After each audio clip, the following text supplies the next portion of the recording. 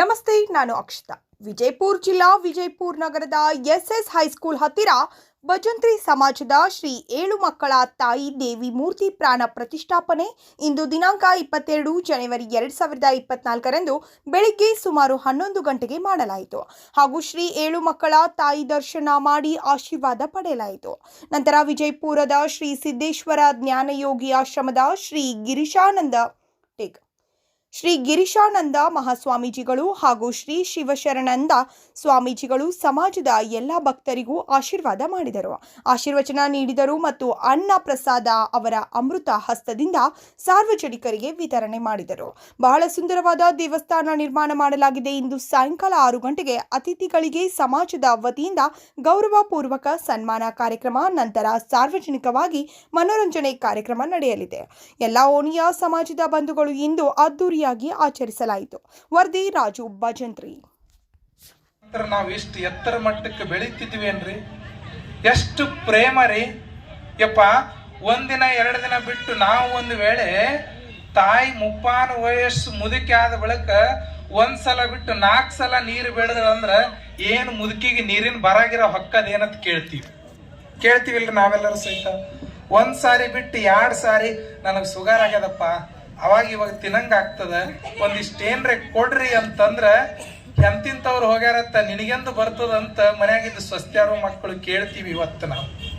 ಆದ್ರೆ ವಿಚಾರ ಮಾಡ್ಬೇಕು, ಆಗಿನ ಘರತಿಯರು ಒಂದು ಮಾತನ್ನ ಹೇಳ್ತಿದ್ರು, ಯಪ್ಪ ಕಾಸಿಗೆ ಹೋಗಲು ಏಸೊಂದ ದಿನ ಬೇಕ, ತಾಸೊತ್ತಿನ ಹಾದಿ ಇತ್ತವರೂರ.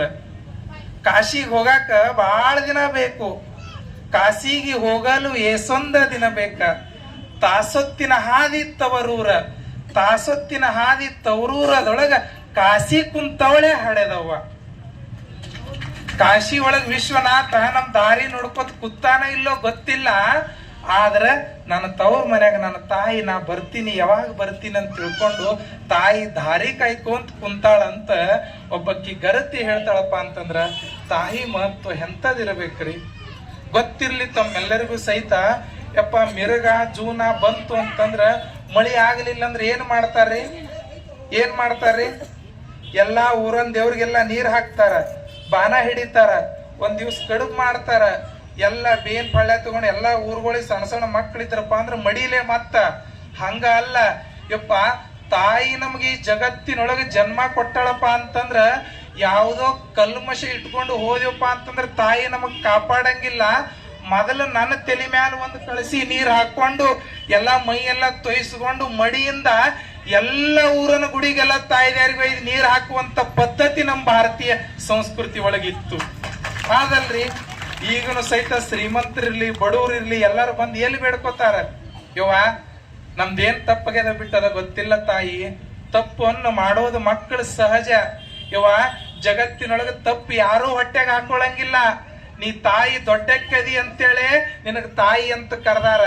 ನಾವೇನೇ ತಪ್ಪು ಮಾಡಿದ್ರು ನಮಗ್ ಕ್ಷಮ ಮಾಡಿ ನೀನು ಒಡೆಯದಾಗ ಹಾಕು ಅಂತ ತಿಳ್ಕೊಂಡು ತಾಯಿಗೆ ನೀರು ಹಾಕಿ ಸಾಷ್ಟಾಂಗ ನಮಸ್ಕಾರ ಹಾಕಿ ಹಣಿಗೆ ಭಂಡಾರ ಹಚ್ಕೊಳ್ಳುವಂತ ಪದ್ಧತಿ ನಮ್ಮದು ಅದಲ್ರಿ. ಅಂತ ಪದ್ಧತಿಯನ್ನ ಇವತ್ತು ಬಹಳ ಸುಂದರವಾಗಿ ಮಂದಿರವನ್ನ ಕಟ್ಟಿದಿರಿ. ತಾಯಿ ಅಷ್ಟೇ ಪ್ರತಿಷ್ಠಾಪನೆ ಆಗಿದಾಳ ನೋಡ್ರಿ. ಅಲ್ಲೊಂದು ಫೋಟೋ ಕೆತ್ತಿ ಹಾಕಿದಾರ, ಆ ಬ್ಯಾನರ್ದೊಳಗೆ ಇರ್ತಕ್ಕಂಥ ಫೋಟೋದ ಮುಖದೊಳಗಿರ್ತಕ್ಕಂಥ ಲಕ್ಷಣ ಇಲ್ಲಿ ತಾಯಿ ಸ್ಥಾಪನೆ ಆಗಿರ್ತಕ್ಕಂಥ ತಾಯಿ ಲಕ್ಷಣ. ಎರಡೂ ಕಡೆ ಸುಮ್ನೆ ಒಂದ್ ಸ್ವಲ್ಪ ವಿಚಾರ ಮಾಡಿ ನೋಡ್ರಿ. ಯಾಕಪ್ಪ ಅಂತಂದ್ರ ಯಪ್ಪ ಅಲ್ಲಿ ಕೆತ್ತಿರ್ತಕ್ಕಂಥ ತಾಯಿ ಸದ್ಗುರುನಾಥನ ಹಸ್ತಸ್ಪರ್ಶ ಆಗಿಲ್ಲ. ಇಲ್ಲಿ ನೆಲೆಸಿರ್ತಕ್ಕಂಥ ತಾಯಿಗೆ ಎಲ್ಲ ಪೂಜ್ಯ ಗುರುಗಳು ಬಂದು ಹಸ್ತಸ್ಪರ್ಶ ಮಾಡಿ ಜೀವ ಕಳೆಯನ್ನು ತುಂಬದಾಗ ತಮ್ಮ ಶಕ್ತಿನೇ ಆ ಮೂರ್ತಿ ಒಳಗೆ ತುಂಬುತ್ತಾರೆ ವಿನ ಅವಾಗ ತಾಯಿ ಬೇಡದವರಿಗೆ ಬೇಡಿದ್ದು ಕೊಡ್ತಾಳೆ. ಅದಕ್ಕಾಗಿ ಮಹಾತ್ಮರನ್ನ ಕರೆಸಿ ಆ ಮೂರ್ತಿ ಪ್ರಾಣ ಪ್ರತಿಷ್ಠಾಪನೆ ಮಾಡುವಂತ ಒಂದು ಪದ್ಧತಿ